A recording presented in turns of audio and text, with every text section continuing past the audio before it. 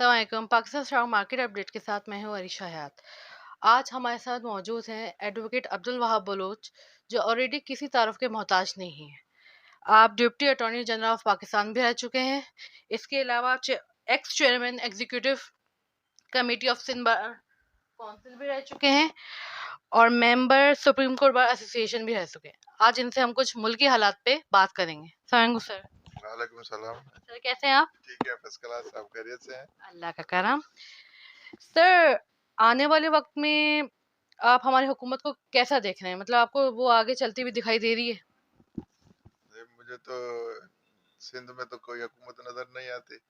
वैसे फेडरेशन का भी कोई अमल दखल ऐसा नजर नहीं आ रहा कि हमारे सूबे को या मुल्क को सही चला रहे हैं। आप देखें यहाँ पर जो रेन की हेवी रेन हुई है और फ्लड इफेक्टीज हैं, लोग अभी तक अपने घरों तक नहीं पहुंचे। उनको रहने की के मसाइल हैं, उनके जो मेडिसन के मसाइल हैं, बहुत सारे मसाइल हैं जिसको आप हाईलाइट करें। ये और दूसरा, हमारे एक 15 दिन तकरीबन हो गए हैं बारिश बंद होने को। आपकी रेलवे लाइन बंद है, आपकी नेशनल हाईवे बंद है, आप बाहर चारों सूबे एक दूसरे से कटे हुए नजर आ रहे हैं। तो हुकूमतों का ये काम तो नहीं होता कि बिल्कुल पब्लिक को आप ऐसे बेयारो मददगार छोड़ दें। इनकी ड्यूटी थी लोगों को रिहेबिलिटेशन करने के लिए भी, और अपना जो रोड्स हैं वगैरह, रेलवे लाइन, दूसरी सारा मवासलात का सिस्टम बिगड़ा हुआ है और लोग डिस्प्लेस हो गए हैं, लाखों की तादाद में है। तो देखें आप कहाँ से आपको हुकूमत नजर आ रही है, मुझे तो नहीं नजर आ रही इस तरीके से। अच्छा सर, हमने देखा कि ये जो रिजिम चेंज हुआ है, हुकूमत जो चेंज हुई, ये मामला जो है 28 मार्च से स्टार्ट हुआ। ठीक है? उसके बाद हमने इस पूरे जो भी सिनेरियो चला, ये जो भी आपका ये दौर चला, इसमें हमने अदालत का बहुत इम्पोर्टेंट रोल देखा। हमने देखा कि 9 अप्रैल को जो है ये अदम एतमाद होती है, जिसके पीछे कहीं न कहीं बहुत बड़ा बड़ा हाथ आप कह सकते हैं कि अदालत का भी था। तो इसके बारे में आपका क्या कहना है? क्या वो फैसला सही था? देखें, फैसला तो मानना पड़ता है, सही हो या गलत हो। जब सुप्रीम कोर्ट का फैसला आ जाए, उसको कवर है आर्टिकल 189 के तहत, कॉन्स्टिट्यूशन ऑफ पाकिस्तान के तहत, वो फैसला बेंडिंग होता है। जहां तक पार्लियामेंट की बात है कि पार्लियामेंट अपनी जगह पर उसमें इंटरफेरेंस नहीं हो सकती किसी भी तरीके से, कि अगर पार्लियामेंट्री अफेयर को अदालतें अपने पास लेके खड़ी हो जाएंगी तो ये भी कोई सही नहीं है। इंडिपेंडेंसी पर थोड़ा वो हो जाता है, बात आ जाती है कि भाई पार्लियामेंट के फैसले हैं। जैसे देखें, पहले जो सेनेट का चेयरमैन का इलेक्शन हुआ था, वही लोग गए थे इस्लामाबाद हाई कोर्ट ने, तो उसी ने रिफ्यूज कर दिया था कि भाई मैं इंटरफेरेंस नहीं कर सकता। ये बार बार पार्लियामेंट के अफेयर्स को, पार्लियामेंट की बातों को लेकर के जो अंदरूनी फैसले हैं उस पर सियासतदानों को भी नहीं लेने चाहिए और अदालतों को भी इंटरफेरेंस नहीं करनी चाहिए इस चीज पर। तो ये जो फैसला आया, इसके बाद आपको क्या लगता है कि हमारे प्राइम मिनिस्टर जो भी हो, सिर्फ खान साहब की बात नहीं हो रही, मतलब उनकी कोई इम्पोर्टेंस नहीं है, या उन वो अगर कोई फैसला देते हैं या आपके पार्लियामेंट से कोई फैसला आता है तो उसकी कोई वर्ड नहीं रहेगी, कोई भी जाकर उसको चैलेंज कर सकता है? देखें, वर्थ की बात तो यह है कि पार्लियामेंट, वही मैंने पहले ही आपसे बात की कि भाई पार्लियामेंट के जो अफेयर्स हैं या पार्लियामेंट की जो बिजनेस है, उसी में कोर्टों को इंटरफेरेंस नहीं करना चाहिए। एक चीज पर कर सकते हैं कि अगर कोई आर्टिकल 4 के तहत अगेंस्ट है, कि कॉन्स्टिट्यूशन के किसी शिक के अगेंस्ट जा रहा है, तो फिर तो अदालतें उसी में आ जाती हैं। और कॉन्स्टिट्यूशन को चेंज करने का हक भी पार्लियामेंट को है कि वहां पर वो अमेंडमेंट लाएं, लेकिन वो मेजॉरिटी के साथ लाएं या उनका भी फेयर प्ले हो। तो ये तो है, लेकिन हर हर चीज को अदालतों को जो है आप मुतनाज़ा बनाने के लिए उनको ले जाएं, ये अच्छी चीज नहीं है अदलिया के लिए भी, और हमारी जो गवर्नमेंट्स हैं या पार्लियामेंट है उनके लिए भी सही चीज नहीं साबित होगी आगे चल के ये बात। अच्छा सर, हमने देखा कि इस्लामाबाद हाई कोर्ट ने खान साहब को 22 को बुलाया, 22 सितंबर को फर्द जुर्म आयद करने के लिए। तो आप किस तरह से देख रहे हैं? आपको लगता है फर्द जुर्म आयद हो जाएगी? पहला सवाल। इसी में हम दूसरा सवाल भी ऐड करते हैं। अगर फर्ज करें वो आयद कर देते हैं, तो उसके बाद का क्या सिनेरियो बनेगा? क्या मतलब और क्या मामलात हो सकते हैं? फिर आगे किस तरह से केस चलेगा? देखें, 22 तारीख को फर्द जुर्म आयद होती है और उसको तो आप रोक नहीं सकते किसी तरीके से। और उसके फिर फर्द जुर्म आयद होने के बाद जो प्रोसीजर है, फिर एविडेंस लीड होता है, फिर एविडेंस के बाद जो भी फैसला आएगा वो इफेक्ट करेगा। अभी फर्द जुर्म किसी के ऊपर कोई इफेक्ट ऐसा नहीं करेगा, वो अदालत देख रही है। उन्होंने अभी भी देखा था कि भाई आप जो है अनकंडीशनल एपोलॉजिस कर दें तो हम उसको छोड़ देते हैं, वेव कर देते हैं। अदालत इतना बड़ा दिल रखती है कि भाई अना का मसला, ईगो का मसला नहीं हो। यहाँ पर सिचुएशन जो चल रही है उसको देख कर के आगे बढ़ना चाहिए, और कोई रुकावट तो ऐसी नहीं है कि फर्द जुर्म आयद नहीं हो, लेकिन उसका इफेक्ट जो पॉलिटिकल पब्लिक के पास है, उसको पब्लिक नेगेटिव ले रही है, उसको पब्लिक एक चीज को नेगेटिव ले रही है। पब्लिक भी अदालतों से राजी नहीं है, और पॉलिटिशियंस भी अदालतों से राजी नहीं है। जब उनके फैसले आ जाते हैं उनके फेवर में, उसी दिन राजी हो जाते हैं। जब अगेंस्ट में आ जाते हैं तो पब्लिक मूव दूसरे तरीके से चली जाती है, वो राजी नहीं होते। लेकिन अदालतों को फ्री फेयर फैसले करने चाहिए, कोई उसमें ऐसी चीज नजर नहीं आए पब्लिक को भी जो वो तनकीद क्रिटिसाइज करें उसमें। अभी हमने जैसे कि बात की कि फर्द जुर्म आयद हो सकती है, कोई बड़ी बात नहीं है, ठीक है। लेकिन हम देख रहे हैं पिछले पिछले कुछ महीनों से लगातार शहबाज शरीफ भी जान है, इन पे भी फर्द जुर्म आयद होनी थी, हमजा शहबाज पे भी होनी थी, लेकिन उन पे आज तक फर्द जुर्म आयद नहीं हो सकी। जिस दिन आयद होनी थी उस दिन उन्होंने प्राइम मिनिस्टर का ओथ ले लिया। तो एक ऐसा बंदा जिसपे फर्द जुर्म लगने वाली है, वो उसी दिन सेम डे प्राइम मिनिस्टर का ओथ ले ले, तो मतलब इन दोनों के बीच कॉन्फ्लिक्ट आपको दिखाई नहीं दे रहा? तो यही इशू जो आप बता रही हैं कि भाई दो के साथ एक जैसा इक्विटी होनी चाहिए, बराबरी होनी चाहिए, बराबरी के हकूक होने चाहिए। यहाँ पर तो अजीब किस्म में हम बैठे हैं, आपके साथ क्या बात करें। यहाँ पर नवाज शरीफ साहब मुल्क से चले गए हैं, और जो एफिडेविट दिए उसकी जो श्योरिटी गारंटी था शहबाज शरीफ साहब थे, हमारे जो प्राइम मिनिस्टर साहब हैं। और उसके ऊपर भी जो दूसरा इनका बेटा है हमजा शहबाज, उसके ऊपर भी करप्शन के चार्जेस हैं। अब चार्जेस पर तो आप नायल नहीं हो सकते जब तक आपकी कन्विक्शन नहीं होती। हाँ, लेकिन अदालतों को भी प्राइम मिनिस्टर है, अभी कॉन्स्टिट्यूशनल उनको इम्यूनिटी भी है, प्रोटेक्शन भी है। और आपका जो प्राइम मिनिस्टर है और आप खड़ा होकर के उसके ऊपर चार्ज फ्रेम होगी तो अजीब लगेगा, लेकिन कानून तो अपना इन्वो खुद करता है, कानून इस चीज को नहीं छोड़ता है। लेकिन जब अदालतें यहाँ पर ये जो है कंटेम्प्ट ऑफ कोर्ट की प्रोसीडिंग है, वहां करप्शन की प्रोसीडिंग है, और करप्शन में वो प्राइम मिनिस्टर भी इस चीज से इन्वॉल्व है, और वो बंदा है जो श्योरिटी है, एक मुल्जिम की गारंटी उसी ने दी हुई है। वो मुल्जिम मफरूर हो गया, वो बैठे भी हैं, एड्रेस भी करते हैं। लेकिन यही चीजों ने हमारी जो है हमारे मुल्क के लिए और हमारे लिए जो चीजें हैं ना, हमारे दुख होता है कि भाई ये सारी चीजें हमारे साथ हो रही हैं, हमारा मुल्क बदनाम हो रहा है, और इसमें अदलिया भी इस तरीके से बदनाम हो रही है। हर बंदा अपने एंगल से सोचता है, अवाम अपने एंगल से सोचती है। अवाम, जैसे आपने कहा कि ये इधर खान साहब के लिए जल्दी हो रही है और उनके लिए जल्दी नहीं हो रही है, तो हर आवाम का ओपिनियन नेगेटिव जा रहा है। तो मतलब इस पे अदालत कोई एक्शन नहीं ले सकती? अदालत अदालत तो एक्शन ले रही है ना। अदालत को तो इम्प्लीमेंटेशन करनी चाहिए, अदालत को प्रोसीजर कंप्लीट करना चाहिए जितनी with in framework of law में दिया हुआ है, उसमें करना चाहिए। उसमें क्या जगह कहे कि आप फर्द चार्ज फ्रेम नहीं कर, चार्ज फ्रेम करना तो कोई बड़ा मसला नहीं है, चार्ज तो फ्रेम कर देना चाहिए। अभी प्राइम मिनिस्टर है, बार बार वो अपनी कंडोनेशन भेज देता है, एग्जम्पशन भेज देता है, वो उनके रीजंस होते हैं, तो वो कोर्ट उसको ग्रांट कर देती है। अच्छा, चलें हम थोड़ी देर के लिए अज़्यूम कर लेते हैं कि खान साहब आते हैं 22 को, उन पे फर्द जुर्म लग जाती है।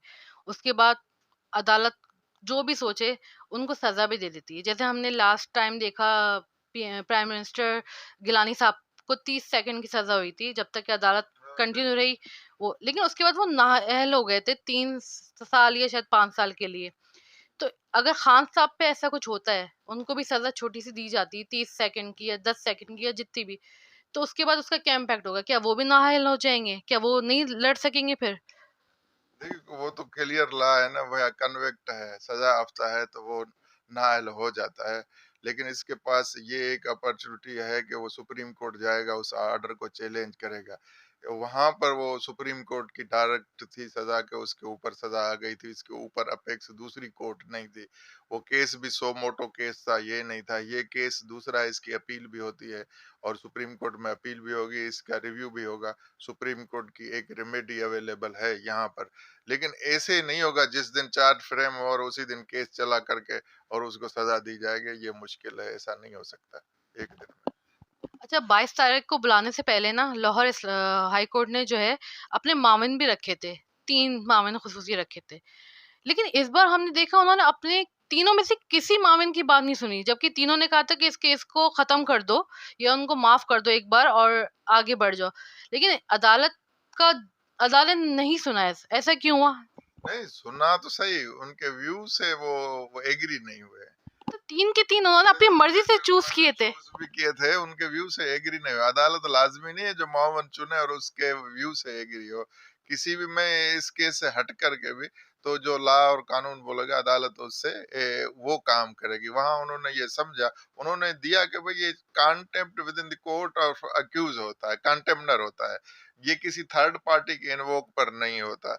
अब मेरे नजरिए में तो ये कंटेम्प्ट बनती नहीं, क्योंकि काम काम में इंटरफेरेंस से कंटेम्प्ट बनती है। अगर कोई काम में इंटरफेरेंस कर रहा है, अदलिया जैसे इस कुर्सी पर कोई बैठा है और मैं इस कुर्सी पर वकील हूँ या कोई खड़ा हूँ, वो काम अदलिया कर रही है, उसी में इंटरफेरेंस कर रहे हैं, या वहां पर abuse of process of law में कर रहा हूँ, या कोर्ट को ऐसे स्कैंडलाइज कर रहा हूँ, तो फिर कंटेम्प्ट बनती है। अब रोड पर खड़े होकर के क्रिटिसाइज करो तो फिर तो नहीं होता। उसका व्यू किस माइंड से उसी ने ये बात कही थी, इस पर कंटेम्प्ट जो बनना न बनना, ये थ्रेड्स में फिर जब दो देखें, सेक्शन आर्टिकल 13 प्रोटेक्ट करता है, तो आर्टिकल 13 में दो केसेस नहीं हो सकते, दो सजाएं नहीं हो सकती। एक तो आप कंटेम्प्ट चलाएं, दूसरा उसके ऊपर एक एटीसी का केस कर देता है। अब दो में तो सजाएं एक एक ऑफेंस की नहीं हो सकती, एक तो विड्रा करना पड़ेगा उनको, या कंटेम्प्ट विड्रा कर दें या एफआईआर कर दें।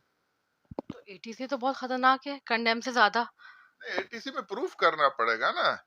ये नहीं है कि आपने केस दाखिल कर दिया और प्रूफ हो गया। साबित करना बड़ा मुश्किल काम होता है। ये क्रिमिनल केसेस होते हैं, इसमें ये सिविल केसेस भी मुश्किल होते हैं, लेकिन उसमें कोई डॉक्यूमेंट्री एविडेंस होते हैं। यहाँ पर सारा प्रोसिक्यूशन केस होता है और बियॉन्ड रीजनेबल डाउट इसको प्रूव करना पड़ता है। ये दोनों मुश्किल काम है जो प्रोसिक्यूशन ने ले लिए हैं। लेकिन एक स्टेट है, स्टेट अपनी तरीके से चलती है और उन्होंने अपना तरीके से कानून प्रोवोक किया हुआ है। मेरा तो यही सजेशन है कि अदलिया को पॉलिटिकल केसेस में या पॉलिटिकल पार्टीज के अफेयर्स में इंटरफेरेंस नहीं करना चाहिए। अच्छा, हम देख रहे हैं कि जो हमारे वकील हैं, वो 2 कम्युनिटीज़ में बढ़ गए हैं। एक एंटी है, एक प्रो है इमरान। तो आप इसको मतलब आपको लगता है कि जो हमारे वकील हैं, उनको इस तरह से लेके चलना चाहिए? उनको सच का सिर्फ साथ नहीं देना चाहिए? नहीं, वकील को तो हमेशा सच का साथ देना चाहिए। वकील होता है सच के लिए लड़ता है और आवाम के हकूक के लिए लड़ता है और पाक मुल्क के हकूक के लिए लड़ता है, फंडामेंटल राइट्स को प्रोटेक्ट करता है। वकील का तो काम ये है कि स्टेट के अफेयर्स को सही तरीके से चलाना होता है उसको। वो भी एक स्टेट का बड़ा एलिमेंट है, उसको चलाना होता है। तो वकीलों में वैसे बाइफर्केशन दो ग्रुप तो है ना, एक एक एक तरफ होता है, एक दूसरी तरफ होता है। और कोई ऐसा एजेंडा आता है जो मुल्की मुल्की लेवल का होता है, तो वकील एक साथ इकट्ठे हो जाते हैं और वकील एक दूसरे से व्यू का इख्तलाफ करते हैं। लेकिन पॉलिटिकली या जुडिशियल सिस्टम में कोई ऐसा कदगन होता है तो वकला का हमने यूनिटी देखी है, उसमें बाइफर्केशन मैंने नहीं देखी, फ्रैक्चर नहीं देखी। अच्छा, ये जो लार्जर बेंच बना है इस्लामाबाद हाई कोर्ट का, इसमें हमने एक जज को देखा, बाबर सत्तार साहब, जो ऑलरेडी हमें एक निजी चैनल पे जो है तज़्ज़िया करते हुए दिखते थे और उनका तो रिकॉर्ड है कि वो एंटी ही थे। तो क्या उनका इस बेंच में होना मुनासिब लगता है? कि उनको खुद यहाँ से जो है ना अलग नहीं हो जाना चाहिए इस बेंच से? देखें, अगर फील करते हैं तो अलहदा हो जाना चाहिए, नहीं फील करते तो वो सुन सकते हैं। अब जज के मनसफ और चीज होता है, बाहर बंदा और चीज होता है। जज पर बड़ी रेस्पॉन्सिबिलिटी होती है। ऐसे आम चीज नहीं है, कोई वो पार्टी नहीं बन सकता किसी भी केस में, न पार्टी बनना चाहिए। जज तो इंसाफ के लिए बैठता है और जो लोगों के साथ बराबरी का जो हकूक दिलाने के लिए बैठता है। मेरा ख्याल में वो ऐसा नहीं करेंगे। अगर ये समझती है कोई पार्टी कि हमारे एंटी है, उसके कोई चीज मिलते हैं, तो फिर उसके लिए एप्लीकेशन भी होती है, उसके लिए आप एतराजात भी होते हैं, फिर वो एतराज को वेव करते हैं, लेकिन उसका जाती मसला नहीं है। हम देख रहे हैं कि एक एक इंटरनेशनल फेमस लीडर है खान साहब, ठीक है? उनको भी इंसाफ नहीं मिल पा रहा। एक के बाद एक केस उन पे होता है और देन वो लंबा चलता है, उसको मतलब उसको इतनी जल्दी वाइंड अप नहीं होता। तो फिर हम एक आम आदमी के लिए कैसे एक्सपेक्ट कर सकते हैं कि वो केस जाएगा, वो जल्दी से फिनिश अप हो जाएगा? उसको इंसाफ मिल जाएगा जल्दी। तो वो कानून के लिए बोलते हैं ना, ये मकड़ी का जाला है, उसमें थोड़ी चूंटी तो फंस जाती है, बड़े बड़े जो कोई भी चीज हो, परंदे हो या कोई भी चीज हो, वो फंसती नहीं है। बड़े लोग नहीं फंसते, छोटे लोग फंसे रहते हैं कानून के, ये है क्योंकि उनके पास इंसाफ के लिए अप्रोचेस कम होते हैं। हसूल इंसाफ भी हमारे मुल्क में बड़ा मुश्किल काम है। कई लोग जेलों में पड़े हुए हैं, कई की हाजिरियां नहीं होती, कई सालों के सालों उम्र कैद के लोग कैद पूरी काटते हैं तो भी हमारे पास वो अपीलें नहीं चल सकती। हमारे पास ये एक प्रोसेस, ये बड़ा मुश्किल काम है जो आपने बता रहे हैं कि जल्दी, और उसका जल्दी यहाँ पर गरीबों के लिए नहीं होती, लावारसों के लिए जल्दी नहीं होती, बड़े लोगों के लिए जल्दी हो जाती है। वो जल्दी कानून इन्वोक कर लेते हैं। ये तो फैक्ट है, ये सच है, सच को मानना चाहिए। इसके लिए एनजीओस काम करते हैं, वकला बिरादरी काम करती है, दुनिया करती है, लेकिन कहाँ तक आप पहुंच सकते हैं, कहाँ तक नहीं पहुंच सकते, ये तो है। और अब खान साहब के ऊपर अगर पॉलिटिकल विक्टिमाइजेशन हो रही है, इल्जाम हो लग रहे हैं, तो कोई मसला नहीं है, वो फेस कर रहे हैं और फेस करेंगे। आज भी मैं देख रहा था वो एटीसी के वो जो आईओ है, एसपी ने बुलाया हुआ है, वहां गए हुए हैं, उसकी जान को रिस्क है, उसके लिए बड़ा मसला है किसी एसपी ऑफिस में जाना, ये जाना, सिक्योरिटी रिस्क है, सब चीज। देखिए जब हुकूमतें नहीं होती, पॉलिटिकल विक्टिमाइजेशन होती है, और ये पॉलिटिकल लोग हैं वो सहते भी हैं। और इसमें यूज हमारे जो एडमिनिस्ट्रेशन होती है, और जो हमारे लॉ एनफोर्समेंट एजेंसियां होती हैं, वो होती हैं, पुलिस होती है, ये कहती, हमारे जो बड़े बड़े ऑफिसर हैं, जो 20-21 स्केल के लोग हैं, 18 से लेकर के ग्रेड के लोग हैं, उनको सोचना चाहिए कि हमें क्या करना चाहिए। तो ऊपर लेवल पर हमें अभी किसी का पार्ट नहीं बनना चाहिए, पार्शल नहीं होना चाहिए, सबको इंडिपेंडेंट व्यू और इंडिपेंडेंट देना चाहिए, तो मुल्क सही चल सकता है।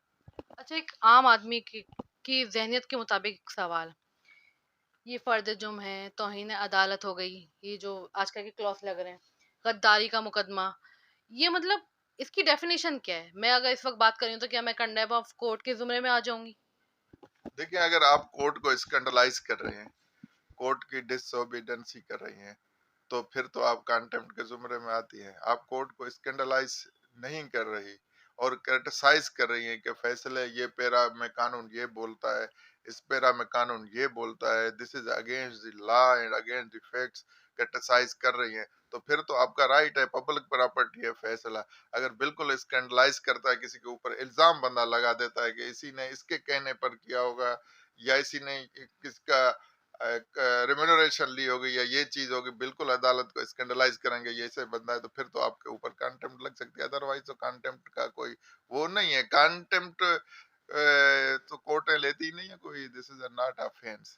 ये है कि कंटेम्प्ट बस हो गई। आपको ऑर्डर इम्प्लीमेंट करवाने पड़ते हैं, अपने अपनी रेस्पेक्ट खुद मेंटेन करने के लिए ऑर्डर इम्प्लीमेंट करते हैं। अभी बंदे तो पता नहीं क्या बोल रहे हैं, फिर पूरे पाकिस्तान के ऊपर तो कंटेम्प्ट नहीं हो सकती। आपका एक का व्यू नहीं होता, ये करोड़ों लोगों का यही व्यू है, और बाहर से भी लोग बोलते हैं यही व्यू है कि हमारी अदालतें को गुड परफॉर्म्स करनी चाहिए। अब परफॉर्म्स की बात है तो केसेस का डिस्पोजल होना चाहिए, क्विक डिसीजन होना चाहिए, ये तो कंटेम्प्ट में नहीं आता। तो जो शहबाज गिल के साथ हुआ, ये जो हो रहा है, मतलब उसको जमानत भी नहीं मिली, क्या ऐसे भी कोई केस हो सकता है जिसमें जमानत तक ना मिले? देखिए ये जमानत देना ना देना ये कोर्टों का डिस्क्रेशन होता है, और केसेस में कई में जमानत होती है, केस के मनोयत को देखा जाता है, कई में नहीं हो जाती। लेकिन आपको जो बात कंडेमेबल ये है कि उसके ऊपर फिजिकल टार्चर किया गया, उसको आइसोलेशन में रखा गया, उसके साथ मन इंसान गैर इंसानी माना ऐसे सलूक किया गया जैसे जानवरों के साथ किया जाता है, ना पानी दो, ना खाना दो, उसको मेंटल टार्चर करो, उसको उसको आप आइसोलेशन में रख लो, ये सारी चीजें, और उसके ऊपर तशद्दुद करो, आप उसको मारो पीटो, ये तो ये तो तो ये सब अलाउ है? ये तो बिल्कुल अलाउ नहीं है। कोई कानून इसकी इजाजत नहीं देता, दुनिया का कोई कानून। इवन अदरवाइज जंगी कैदी के लिए भी नहीं होता जब वो कैद होकर आ जाए और उसको आप फिजिकल टार्चर करें। तो इसी बात पे तो खान साहब ने अपनी स्पीच में बोला था, और उन्होंने भी राइट इस्तेमाल किया कि मैं लीगल एक्शन लूंगा, तो इसमें कंडेम कहाँ से आ गया? जब उन्होंने कहा है इसको, तो मैंने वही कहा ना, charge frame is not proof case. जब जब वो एविडेंस में लाएंगे और बात एक्सप्लेन होगी, तो ये खत्म हो जाएगा, दूध का दूध, पानी का पानी। तो ये इतनी सी बात हमारे जजेस को समझ में नहीं आ रही, वो इतना लंबा पर खींच रहे हैं। देखें, जब तक मैटर रिकॉर्ड पर नहीं होता ना, जब तक आपका रिकॉर्ड नहीं बोलेगा, ऐसे बेलाशक जज सारा कुछ समझता है। जो उसके सामने नहीं होगा तब उसके ऊपर वो कुछ लिख नहीं सकता, ना कुछ उसको समझ। ये जो हमारी देवी है ना, जिसकी आंखों पर पट्टी बांधी हुई हम्म। होती है, नजर आता है जो बाहर कुछ भी हो रहा है, हमें हमें नजर नहीं नजर नहीं नहीं आ आता रहा, है, सही समझे। सही सही। अच्छा, हम देख रहे हैं कि पूरे पाकिस्तान की बार्स जो है ना बहुत एक्टिव नजर आ रही हैं। हर बार हर जो बार है वो खान साहब को इनवाइट करती है, खान साहब जाते हैं, उनसे एड्रेस करते हैं, उनसे कोऑर्डिनेट करते हैं। लेकिन हम देख रहे हैं इसमें कहीं सिंध बार हमें नहीं दिखाई दे रही। आप लोग क्यों इतने पीछे हैं, या आप लोग उनको इनवाइट क्यों नहीं कर रहे, या आप इनवाइट करेंगे तो क्या वो आएंगे नहीं सिंध? नहीं, खान साहब सिंध आएंगे, हम इनवाइट भी करेंगे, लेकिन हमारे पास बार जो है थोड़े बहुत हमारी बार्स में थोड़ा मसला है। और देखें, डिवाइड है। थोड़ी डिवाइड डिवाइड भी है, लेकिन जब अपोजिशन होती है, हमारी कराची बार की ये रवायत रही है कि अपोजिशन लीडर को कॉल करते हैं, वो एड्रेस करता है। ठीक है। हमारी बहुत बड़ी बार है। सिंध बार कौंसिल ने कभी ऐसा इवेंट किया नहीं है। सही हाई बात। कोर्ट बार कॉल कर सकती है। रिसेंटली कराची बार ने लेटर इशू किया था, हमारे दोस्तों ने, आईएलएफ के दोस्तों ने उनको अप्रोच किया था कि आप एड्रेस करें खान साहब 22 को तारीख, खान साहब को 22 तारीख को, जो यहाँ जलसा हो रहा था। तो वो बारिश की नहीं वजह से गए वो ना, जलसा हाँ। नहीं हो सका, और वो प्रोग्राम भी नहीं हो सका। बार हमेशा बार हमेशा भी जो है ना, वो अपोजिशन के साथ खड़ी होती है, और जो है हुकूमत के साथ नहीं खड़ी होती, क्योंकि अपोजिशन वाला थोड़ा बात सही करता है। यहाँ तो मसला ये है ना कि खान साहब को सुनने के लिए उनके ओपोनेंट भी आ जाते हैं, भले कितना भी कॉन्फ्लिक्ट हो लेकिन सुनने आ जाते हैं। और पता नहीं चलता कि कौन उनके जो है ना फेवर में है और कौन उनके अनफेवर में है। तो खान साहब से सारे लोग मोहब्बत करते हैं ना, इसका मकसद है। खान साहब को लोग चाहते हैं। मैं एक मिसाल दूं आपको। खान साहब अभी इलेक्शन इस तरीके से हमारा फर्स्ट फर्स्ट फेज सिंध में नहीं लड़ा पीटीआई नहीं, ने, हाँ। लेकिन आपको हैरत होगी, लोगों ने कंपेन भी नहीं की, लेकिन पीटीआई को लोगों ने वोट दिए। बिल्कुल ऐसे ही है। वोट दिए, और किसी ने उनसे वोट मांगा भी नहीं। जहां उनका कैंडिडेट उनको नजर आया ना, उन्होंने हम्म। वोट दे दिया। मैं तो ये आपने अच्छी बात की है। मैं आपके तवज्जो से, आपकी टीवी के तवज्जो से, ये मैं खान साहब को कहूंगा कि आप सिंध में थोड़ा सिंध को कंसीडर करें, और इस बार जो है वो जो है सिंध को भी स्वीप कर जाएंगे इंशाल्लाह ताला। इंशाल्लाह। तो आप बुलाएंगे फिर खान साहब को? बिल्कुल, हम बुलाएंगे, दावत देंगे, और हम कोशिश करेंगे आकर के स्पीच करें, और जब भी सिंध में आएगा हम पूरे दौरे में शामिल होंगे उसके साथ। Thank you so much sir, आपके टाइम का बहुत बहुत शुक्रिया। Thank you.